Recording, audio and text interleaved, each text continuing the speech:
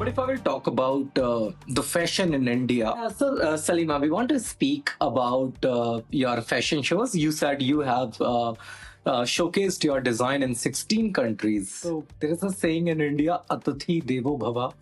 It's a verse in Sanskrit. Actually, I won many awards when I went to Dubai. So apart from kaftan, do you design anything else? What is the main source that people are reaching you? Is this online? What's your one suggestion to young designers? My suggestion to young designers to start yesterday.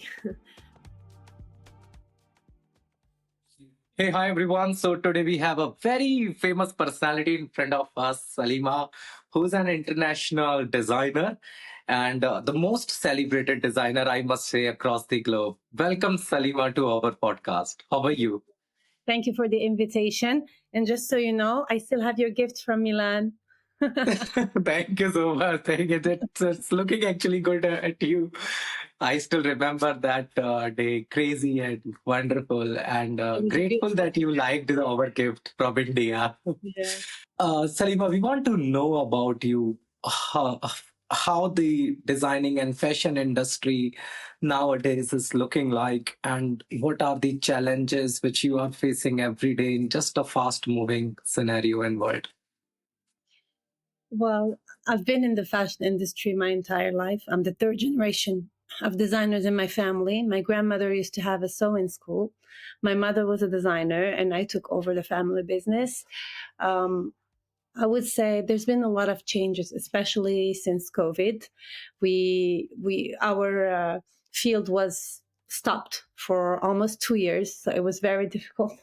I have a visitor, so it was very difficult for us.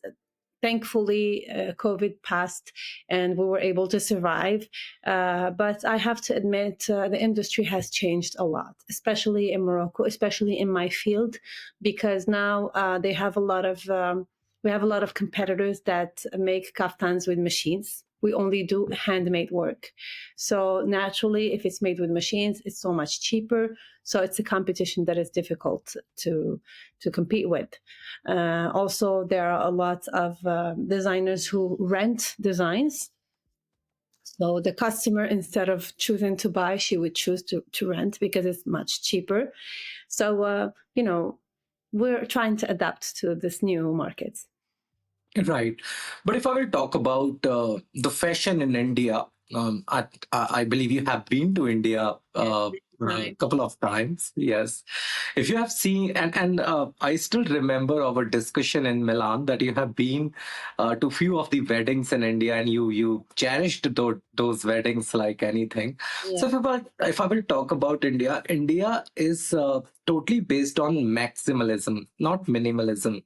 Mm-hmm. And if you will see the embroidery and the patterns in India, everything is hand woven, right?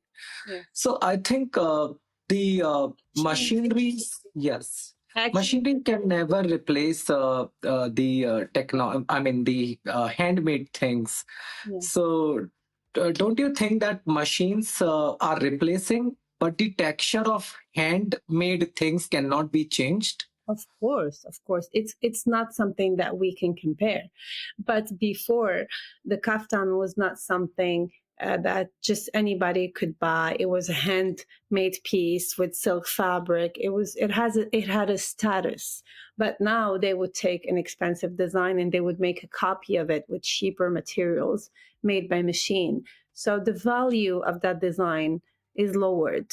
It's like now the customers don't value handwork anymore because the machine work resembles the handwork more and more. And with the fast change in fashion, people, they want to buy things that they can wear once, throw, and then change. Before, we used to make classical caftans that you could wear for a lifetime because the work was so artistic that you could have kaftans that were passed on from generation to generation. But it's like the value of it is not the same because people don't value the handwork as much. I actually make some of the embroideries of my kaftans in India because I love mixing both cultures. I think today Morocco and India are probably the two only countries in the world that still wear their national costume in a fashionable way. You know, it's not something that we only wear on National Day. It's something that we wear for every occasion, and we wear it proudly. You will never see an Indian woman in a wedding wearing something else but a sari, and you would never see a Moroccan woman wearing anything else but a kaftan. We wear it proudly, and that's I love that, because that's what makes the kaftan so special, because we are the ambassadors, us Moroccan women and Arab women in general. But I think it's important to fight for the hand labor, because now the problem that we have in Morocco is that we don't have a new generation of young boys learning. So once the workers that are working now stop working, there is no replacement, and that's something very dangerous, because we have a knowledge that only exists in Morocco, and it's important to protect it. So I can see the way you are trying to foster the legacy of Kaftan. That is remarkable work which you are doing, Salima. At least thinking about it to foster your culture is the best thing which you are doing for your nation. The same thing is happening in India as well, Salima, that saris are very expensive. The Indian lehengas are very expensive. So people buy it occasionally. However, they are replacing these traditional clothes in their day-to-day life by typical wearing the Western clothes, because these are not that expensive and easy to wear. So same thing India is witnessing, but with the grace of God, India is still having a huge population, which is definitely utilizing their time to go on a several places like embroidery, in terms of dyeing the clothes. Okay, the clothes, many things the people are doing, because at the end they have to earn money. Also, India is producing garments for the entire planet, not just for India. Yes. Maybe that's what allows the labor to always have work. Like they make Yes. kaftans, they make all kind of things. They make embroidery for designers all over the world. And the problem in Morocco is that sometimes I see a worker who's professional, who has 30, 40 years of experience, who's very talented, and finds himself without a job. And to me, that is not acceptable. You know, we even created an association, me and 17 other designers. So we're 18 members. We created an association to defend this field, because we realized during COVID that we were working in a field that was not organized. We didn't have any laws to protect us. So we thought, who's better to do it for us than ourselves? And we did. We were able to create the association, but we cannot do everything on our own. We need the government to help us to, be able to push that further, and be able to, create space for workers to learn, and workers to feel safe. Because I think the reason why we don't have a new generation learning is because they don't trust in the job anymore, because they've seen their fathers and uncles find themselves without a job, so they don't want to invest their time in that. And I think it's an emergency. We absolutely need to do something about it. So I want to ask a question to you, Salima. We were discussing about Indian weddings, and you have been here. What you observed, how you faced? Yeah, okay. How many times? 8 weddings. 8 Indian weddings you have been through. What do you liked about India, Salima? It reminds me a lot of our weddings, the richness of the how people are dressed, especially men, because us women, they wear traditional costumes, but not men. But over there, men also wear it. And the fact that they have the same turban with the same color, one side of the family has the same color, I really love that. We even got to wear our own. We wore saris and lehengas, which was very original for us. What struck me the most is how people are welcoming.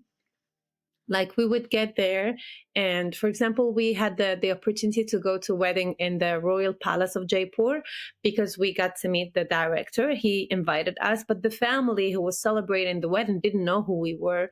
But once we got there, they welcomed us with open arms, and that's how I felt everywhere I've been in India. And every time I spoke to someone and they had a wedding, they said welcome.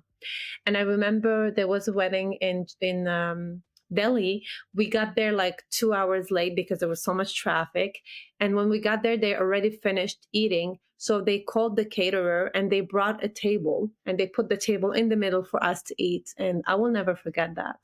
I always felt welcome everywhere. And I always felt like India is my second home, because, this warmth of people is something that speaks to me. Yes. So there is a saying in India, Atithi Devo Bhava.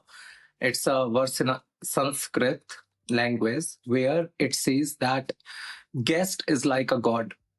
So we treat every guest as a god, because we cannot say in which way God can come to our home.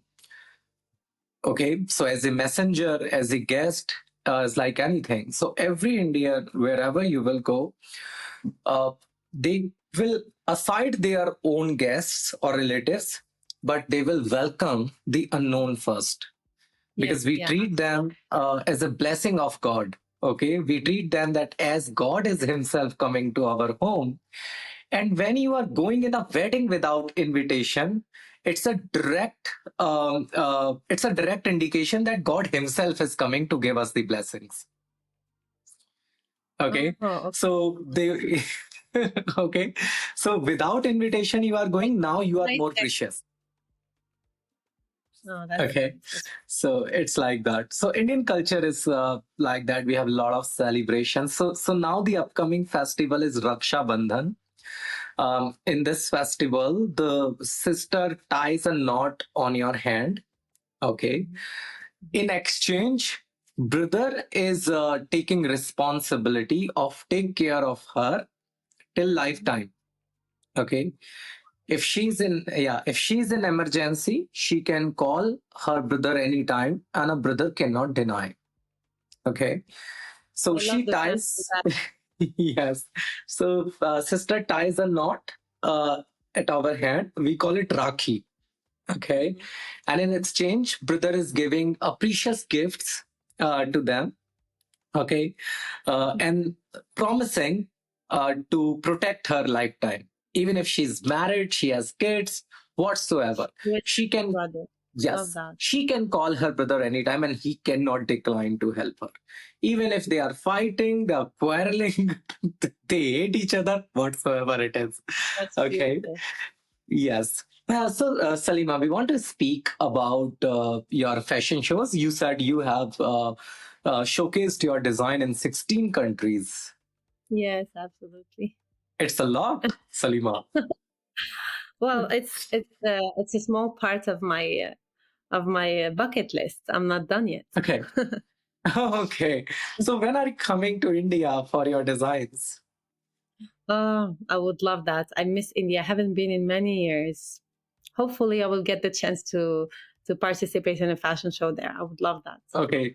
So it's my suggestion to all the best fashion shows and events in India, which is Lakme Fashion Weeks, Times, and so many others. And definitely, so many of my friends who are designers and organizers are watching this podcast. Salima is a wonderful person. And once you will invite her, okay, definitely she's gonna rock the runways by her design and kaftans. And India celebrates all the designs, Salima. Okay, Mm, if they will I've like been the kaftan, yes, in India. yes, I've because been to India India. is a diversified. Yes. So you can also launch your store. Okay. You can tie up with any kind of small studios. Okay. Mhm. And Mhm. it's not a big process. India is very But do you business think driven country. but do Yes. you think Indian women would wear Moroccan kaftans? I'm not Why sure. not? Why not? Why not? Because just like us, they're very attached to their national costume, which is a great No, it's thing. not like no. It's not like that. So, Salima, what happens? We have a lot of occasions. Okay. Mhm. And if you will come to India now, you will be surprised to see how much we have changed. Okay. Mhm. So if there are festivals and weddings, Mhm. only at that time, Indian women are wearing traditional Mhm. clothes. Okay. Okay. If Other there are occasions, cocktail parties, something yes. different. So your kaftan will be a best suitable costume for Indian Indian in weddings, the cocktail parties. Because in Mhm. cocktail parties, people are not at all wearing traditional clothes, and they have now bored by wearing Western gowns. Okay. Okay, so India also needs some new texture. Okay, you try to send few of your design to best studios in India. Let them place your kaftans in their studios. Their I mean their mannequins can wear it, can they can be stand it somewhere, and definitely if any Indian female will like it, they will pick it up. And when they will see the tag of an international designer who have been mostly celebrated across the Milan, Paris, and other countries, they will definitely show the interest. Believe in India, believe in Indian culture. They will definitely love your designs, Salima. I do. I do. I live in India. Let's cross the broad border. Come to India with your designs. We will definitely celebrate it. But if any of the person, if by this podcast medium, any of my friends who have their designing stores, you can connect with Salima if you want to place her designs in your stores. Okay, you can connect with her. Or if you want to showcase her designs on video, if you do not want to put it physically in India, if you can showcase her work to your models, to your customers, to your clients by opening her page on Instagram, her designs will be visible to you. And if you want to wear it anything, you can connect with Salima's team. So, Salima, coming to the most iconic designs which ever celebrated by the fashion industry, which prepared by you. I mean, do you have any kind of such designs which were celebrated across the globe? Or did you find that people liked it or something? Actually, I won many awards. When I went to Dubai, I participated in a fashion show where there have been, if my memory is correct, 12 countries. And I won the Fashion Innovation Award that day. And I also won an award in Switzerland, in Algeria, and in Milan. And the latest one I was in Spain. I participated to a fashion competition that is called Moda Vision, and I won the first prize. Congratulations, Salima. Thank you. Thank you so much. Okay, so apart from kaftan, do you design anything else? Yes, I design ready to wear, but with a Moroccan touch. I added Okay, my Moroccan own. touch. So blazers, jackets, pants, dresses, skirts. Okay, So because during COVID we did not have the possibility to design kaftans because weddings were not allowed. So okay. that's when I decided to design clothes for everyday life, but with a Moroccan touch. And I did not expect that it would have this much success because it was something much needed for the modern woman who works, who has all kind of events, and who can't necessarily wear the kaftan, who's proud of her Moroccan touch and who would love to be able to wear it in any type of occasion in Morocco or outside Morocco. And Mhm. because it was, and because I was not able to do fashion shows or photo shoots, I started wearing the designs myself. And it made the product become so much more accessible because it was filmed with my own phone, inside my workshop. So I got a lot of reactions, and people started contacting me more because the product did not became more accessible to them. It's not like a professional photo shoot that is made with the Photoshop and stuff. So it was like Like a normal person and original. on camera. So Yeah. yeah, so they believed that the product resembles exactly what it looks like in the video. And Very good. ever since I've been doing that, and I've had a lot of good reactions. Okay, great. So, what is the main source?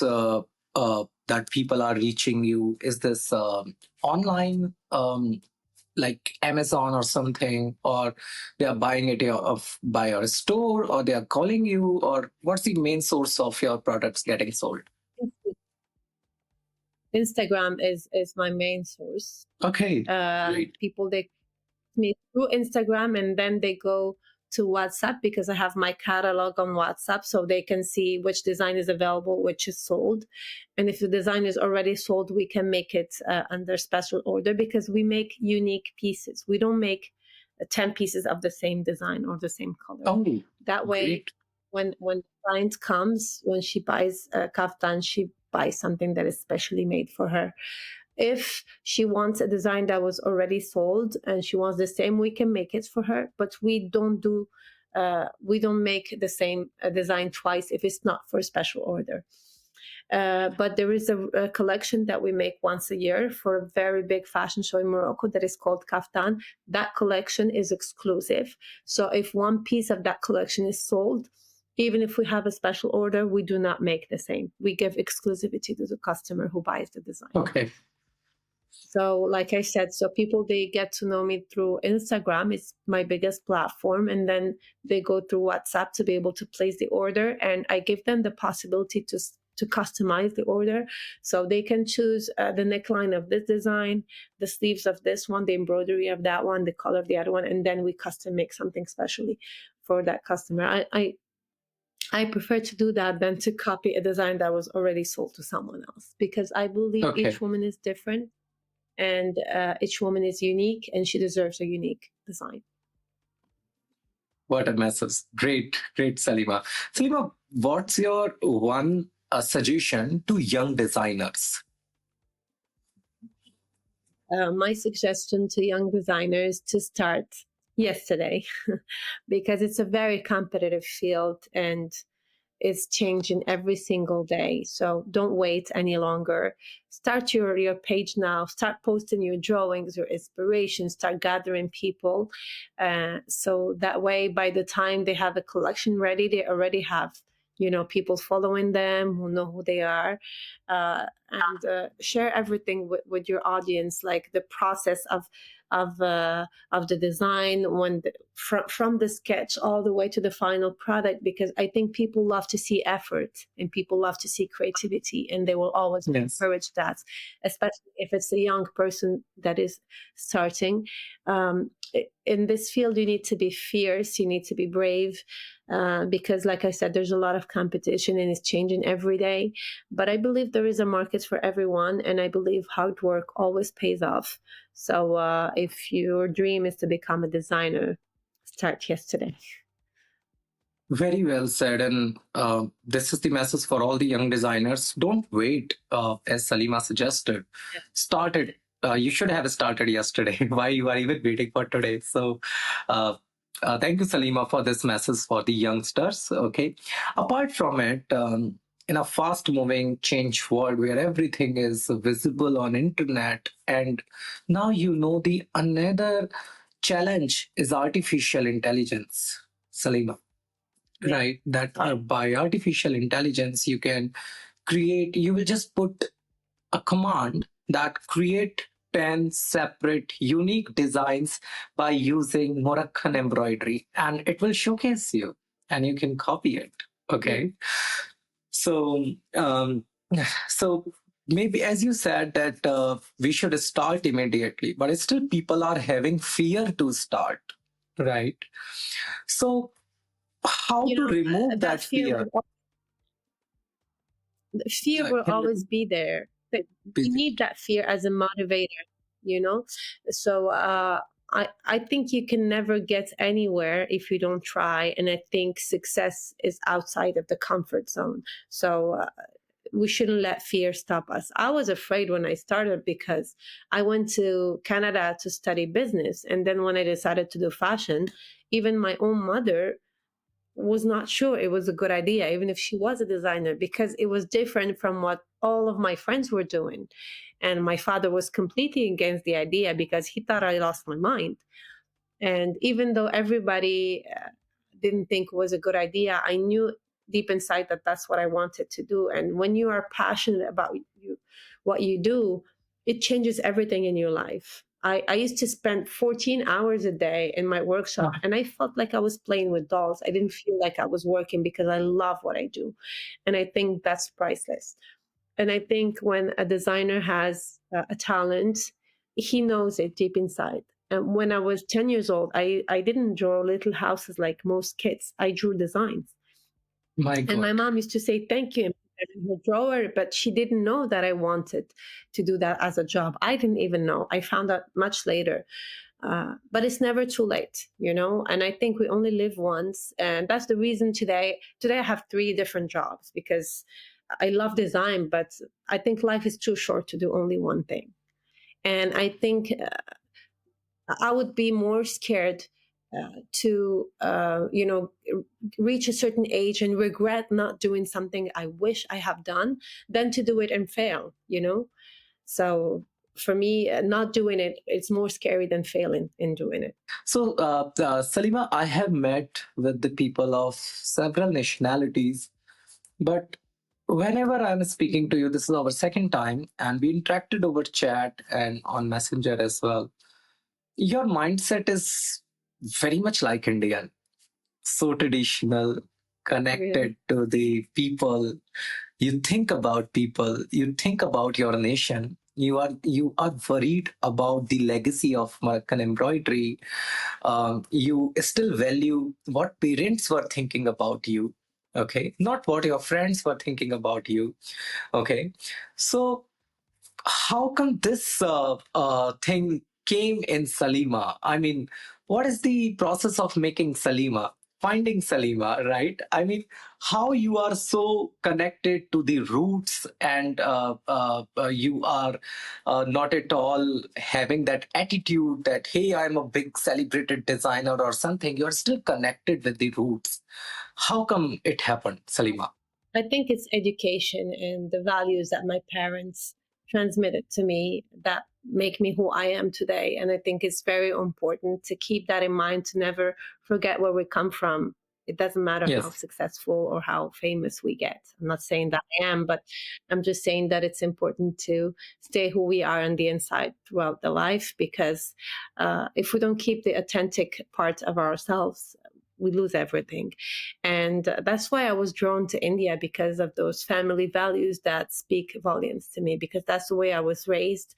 My parents are very important to me, just like my grandparents were. And that's how I try to raise my kids, showing them that it's important to respect elderly and to be present for them and to take care of them, because that's how I was raised. And I hope that they will continue to do the same. So, who you want to thanks for your this journey wherever you are today? Uh, that without their support, you couldn't be what you are today. First of all, I would love to thank God for creating me, for allowing me to be alive, healthy. I would like to thank my parents for giving birth to me, for always encouraging me, for sacrificing so much for me, for always being there for me. And I would like to thank my husband, who supports me, who takes care of the kids when I have to travel for a fashion show, who's always there, never complains. So, Salima, where can we see you in your next show, and what's your preparation for your next upcoming shows, and what new can be seen in your design going forward? I'm working on 2 new collections, one modern and one traditional. Honestly, I don't know yet when my next show is. I'm trying to finish the collections first. And as you know, I started a new business a few months ago, and I'm trying to balance between both. And if you will get a proposal from India to make Indian lehenga with the texture and with the combination of Moroccan embroidery, will you be able to accept such challenges? Of course, of course. I already made twice lehengas, and I made saris as well for me and my sister to attend to the weddings. But I did not put Okay. Moroccan in. I would love to do it for sure. It would be a privilege. Great, Salima. So we are coming on final moments of our discussion, and I would like to ask you, that this Moroccan embroidery. So you are, as if you will talk about India, we have so many kind of embroideries and we have particular name for it. So is there any particular name for that embroidery, or you normally calling it Moroccan embroidery? No, we have so many different kinds. Okay. We have Okay. uh, types of embroidery that only men do, and others that only women do. And Okay. we have so many kinds, like probably 100 different kinds of embroideries. Okay. If any Indian wants to travel to Morocco, or if anyone across the globe is traveling to Morocco and they want to see the real fashion, which city is the best suitable city to find the latest fashion or trends? Well, I think our the city where there are the biggest number of designers is Casablanca. But Okay. and any other city, for example, a city like Fes, where you can find traditional things, Marrakesh, everywhere now. We have designers everywhere in Morocco. Okay. Okay. So thank you so much, Salima, to connect it with us. And me, along with my sister, also coming with our upcoming designs. We are launching Indian saris and sherwanis. Okay. So definitely we will get in touch with you to do a bit collaboration with us. So, Salima, we want to discuss about your wellness program. So, can you please tell us about it? Yoga and wellness, something you were telling me that you started it. The first business we discussed, where you are rocking the globe, which is fashion. The second is wellness, or something you were talking about. Can you please Yes. tell us about it? We co-created over 2 years ago with my best friend Dream Awake experiences. So we organize yoga retreats all over Morocco, and we offer yoga classes, of course, sharing circles, meditation, but also different kinds of activities depending on where we go. We hope that next year we're going to start organizing also outside of Morocco, and over we organized more than 10 retreats already, and we have more than 100 people who traveled with us. So Dream Awake family has become a big family, and hopefully it's going to get bigger and bigger. Okay, so do you have any kind of registered organization for that, or how you are operating it? Yes, of Do you have course. the name for it? Yes, Dream Awake experiences. Okay, okay. So anywhere, anyone across the globe, or because our podcast is gonna launch on LinkedIn also, where a lot of corporate offices and corporates are there, corporate houses are there. If they want to take your services, how can they connect with you? Yes, we have a page in Instagram and LinkedIn where they can contact us. We can custom make an experience for a company or for people, regular people. So we do B2B and B2C services. We provide all kinds of activities like yoga, sharing circles, sound healing, ecstatic dance, all kinds of activities. Are you providing online classes as well? No, not for now. Not for Only now. Okay, okay, okay. So outside country, if you need to provide your support, so something, how people can connect with you in that scenario? through the Instagram page or the LinkedIn page. Okay, okay, okay. So, are you finding changes in you and in changing in society by launching your this business? Changing in society. Well, in Morocco, a lot of people are interested by yoga now. It's like a new trend. It's not like in India. Yes. More and more people are getting interested by. We still have a majority of women, but more and more men are also getting interested by yoga, and they're understanding that it's not a workout, it's a lifestyle. It provides a well-being to the body, mind, and spirit. And so when we try to promote our retreats, people are actually looking for this kind of experience. And for us, our retreats is much more than a yoga field. It's human connection experience, and for us, that's what we're looking for, to connect people, to connect with people, and it's a very rich experience for us as well. So, hope you are aware with one of the city in India, Rishikesh. You have never been. I would suggest you should be there because it's the hub of yoga. There are a lot of institutions, and there are a lot of wellness programs. Because this is the place from where the exact real yoga started several Yeah. years back by the rishis and yogis. So this place is just 150 kilometers from the place where I'm sitting now. It's just on a 3 hours distance. So I visit this place 2 times in a year. Once in Salima, you will go to Rishikesh, you will find different energies. Of course, You will like just find, like in the Himalayas, the energy is much yes, stronger. yes. The divineness in yourself which you will feel will be class apart, and the feeling which you will get, I am guarantee you that you have never ever felt in your entire life. Of course, because so many people meditate over there, so of course the energy is Yes, going to be much stronger. yes, yes. The energies are No, different. I visited the Golden Temple in Amritsar, and even though it's not my religion, but it's still a holy place, and I felt the energy of that place. Energy, yes. So, Salima, we are now coming on our next question, which is related to your third line of business. Okay. So, can you please take us on the tour of your third business, how it is, how you started, when you started? So it's called Laser Touch.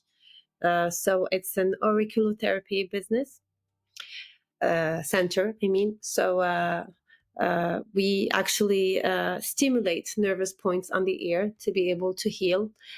We can heal stress, anxiety, pain, insomnia, but also addictions and any kind of addiction. It can be sugar addiction, tobacco, or alcohol, or drugs, or even screen addictions for children and for adults. And the beauty of it is that it's 100% natural, risk free, pain free. So to me, I'm someone who's very scared to take medications. Like when my kids are sick, I I leave them for a week with fever. I give them natural things because I don't want to ruin their immune system. So I give them like natural vitamins. I give them lemon and honey and water, and I wait for their body to defend itself.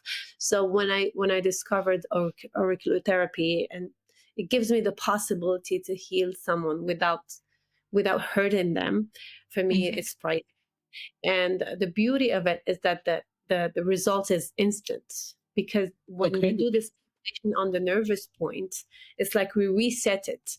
So we bring it back to level zero. So we remove the memory of the stem. Memory. Oh, got it. So for example, if I take the example of a smoker, if we do the stimulation on the cell will no longer require nicotine because it doesn't remember ever Oh, consuming nicotine. So someone who's been smoking for 30, 40 years can be healed from his addiction in one session. But that person needs to be decided on quitting, because the addiction is psychological and physical.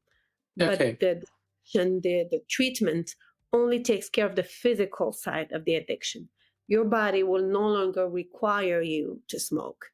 But if you're not decided, if you're not willing to quit, nothing is going to forbid you from taking a cigarette and lighting it and smoking it. So, yeah, but if you are willing to quit, the session makes the process so much easier because you have no physical symptoms of quitting. You know, if you decide to quit just on your own, you can have cold sweats, you're gonna start shaking, you're gonna have trouble sleeping because your body is asking you for the nicotine and it's Yes. used to it. But with the session, the body does not know that it Mhm. needs nicotine. And you know, the nicotine is going to secrete dopamine. Dopamine is a Correct. molecule of. Yes. So what we do with the treatment is that we make the body secrete that dopamine. So we don't need to go and get it somewhere else. The body. And that's why the person feels very much relaxed and kind of happy for 3, 4 days after the treatment, because Mhm. it's a dopamine push. Okay. Salima, whatever the things you are saying, it is a game changer for millions of people. Right. As we are showcasing this podcast on LinkedIn, and most of the corporate professionals are addicted to smoking, even alcoholism, and they're not doing it by their wish. As you said, it's psychological and physical both. So it's somewhere in their psychology that if they will not take it, their day will not start, or they will not be handled to that typical escalation. Correct? Many people, they say, for example, if I don't smoke, I cannot sleep, but the Yes. actual sleep trouble come from smoking. Some people, they say, I cannot concentrate if I don't smoke, but the concentration problems come from smoking. Or people who say, I cannot go to the bathroom, I cannot, transit well Correct. if I don't. It actually, so the person who's addicted to smoking sees the cigarette as the solution, but it's actually the solution to the problem that it created, you know? Correct. So maybe it's a temporary solution of a permanent problem, which we can say. Yeah. Yes. But So the thing is, go if the ahead. person is decided, if I take the example of smoking, when I have a Mhm. heavy smoker Mhm. who's already coughing, who already has physical bad aspects of smoking, Mhm. who's Mhm. already fed up, but he cannot quit because his body requires that nicotine. Yes. Usually, in that case, we do one session and there's no relapse because the person is decided. She already has that relationship of disgust with the cigarette. Mhm. But if I take a small smoker, like someone who smokes very little, but for him, cigarette is really pleasure. So he's Mhm. not motivated to quit. So even if I Mhm. remove physical need to consume Mhm. tobacco, he will keep on smoking because he doesn't see why he shouldn't. So that's why sometimes when people they call me, they say, "Oh, interesting. I would love to come and try."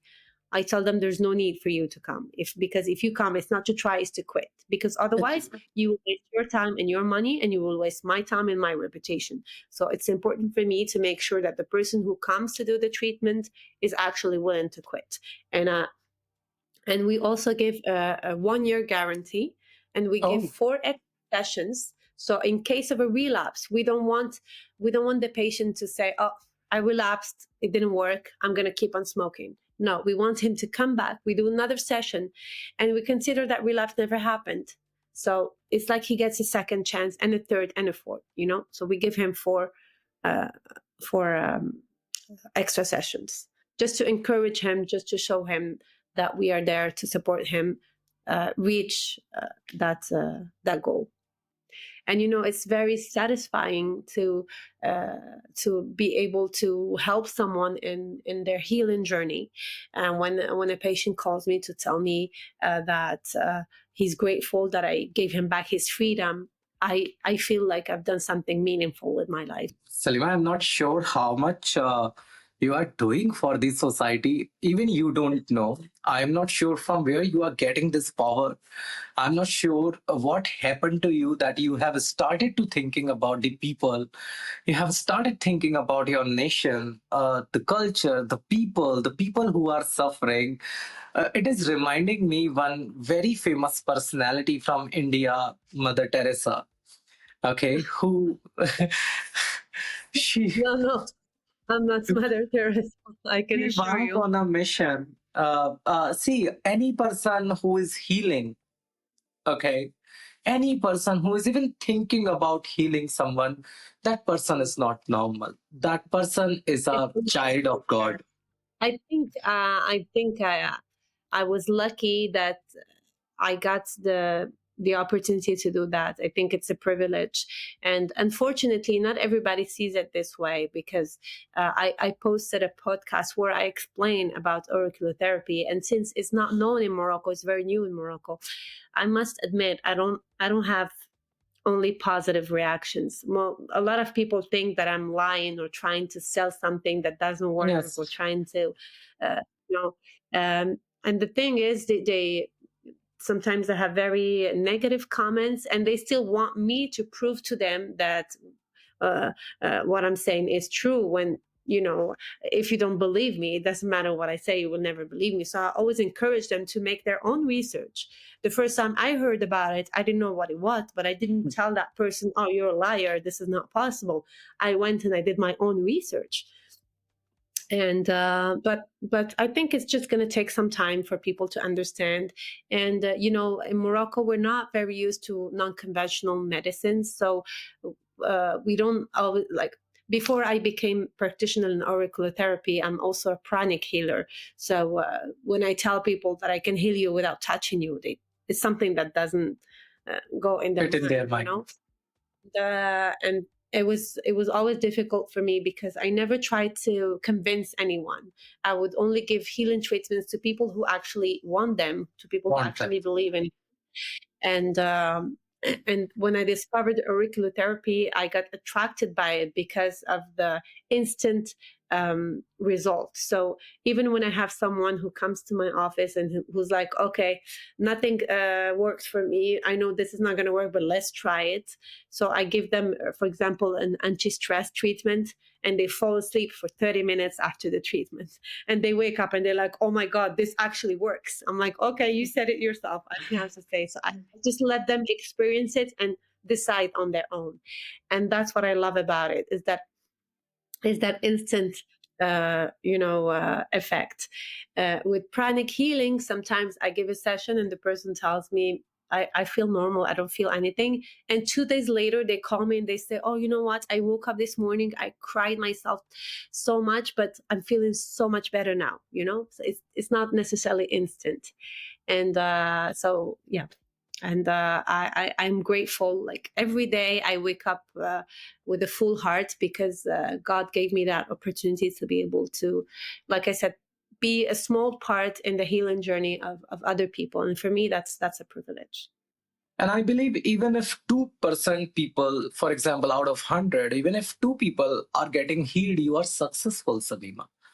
Right? You cannot satisfy everyone. Even if you are satisfying few, you are successful. You are taking them back to their own life. You are saving their life. You are providing healing by yoga, by your own discovered techniques, and making world beautiful by your wonderful clothes.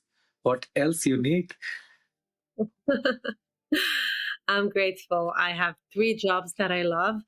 I don't have much time to sleep or rest, but I I understand. feel like, but I'm still grateful. Yes. So, Salima, coming to, our main cause, that is, if I will talk about me, I'm launching my company, Campus HR. And so I'm corporate professional. So I'm launching a company, Campus HR. It is a start with letter K, KMPUS HR.